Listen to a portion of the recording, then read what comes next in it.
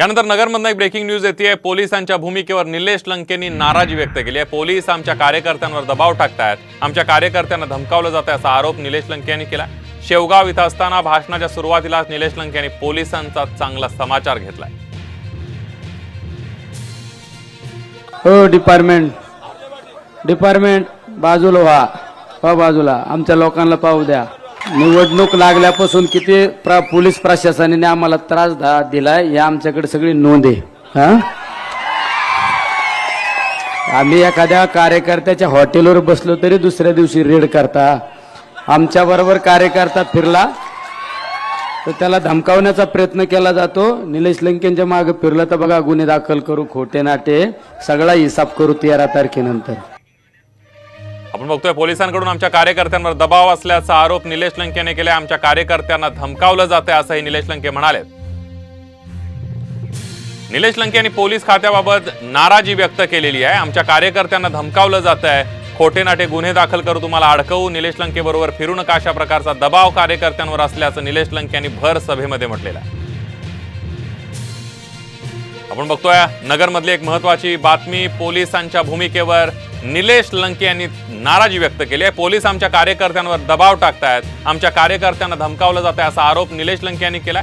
शेवगाव इथं असताना भाषणाच्या सुरुवातीलाच निलेश लंके यांनी पोलिसांचा चांगला समाचार घेतलेला आहे। आम्ही एखाद्या कार्यकर्त्याच्या हॉटेलवर बसलो तर दुसऱ्या दिवशी त्या कार्यकर्त्याच्या हॉटेलवर तुम्ही रेड मारता आणि त्यासोबतच माझ्यासोबत फिरणाऱ्या कार्यकर्त्यांना धमकावलं जातं अशा प्रकारचा आरोपही त्यांनी केला।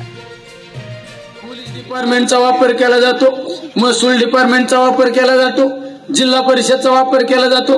आता 10 मिनिटापूर्वी आपले कार्यकर्ते येस ग्रँडवर ते मीडियाचे लोक तिथे राहत होते, तिथे वकील मंडळी होते, आता रूम मध्ये राहत होते। त्यांच्याकडे काहीतरी 50 का 60 हजार रुपये सापडले, कोणाकडे असतात ना।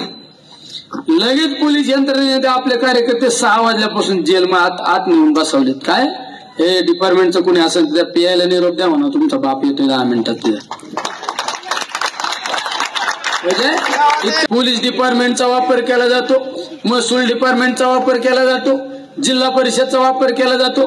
आता 10 मिनिटापूर्वी आपले कार्यकर्ते येस ग्रँडवर ते मीडियाचे लोक तिथे राहत होते, तिथे वकील मंडळी होते, आता रूम मध्ये राहत होते। त्यांच्याकडे काहीतरी 50 का 60 हजार रुपये सापडले, कोणाकडे असतात ना।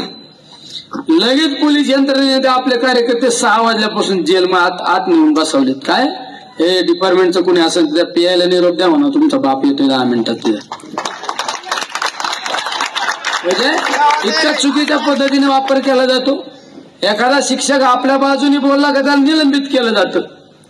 आणि आपल्या जिल्ह्यात आपण बघतोय निलेश लंके यांनी पोलिसांना थेट इशारा दिलेला आहे। 13 तारखेनंतर सगळा हिशोब करू असंही निलेश लंके म्हणालेले आहेत। निलेश लंकेंनी पोलिसांना धमकी दिल्याचं पाहायला मिळतंय। पोलिसांच्या भूमिकेवर त्यांनी प्रश्नचिन्ह उपस्थित केलंय।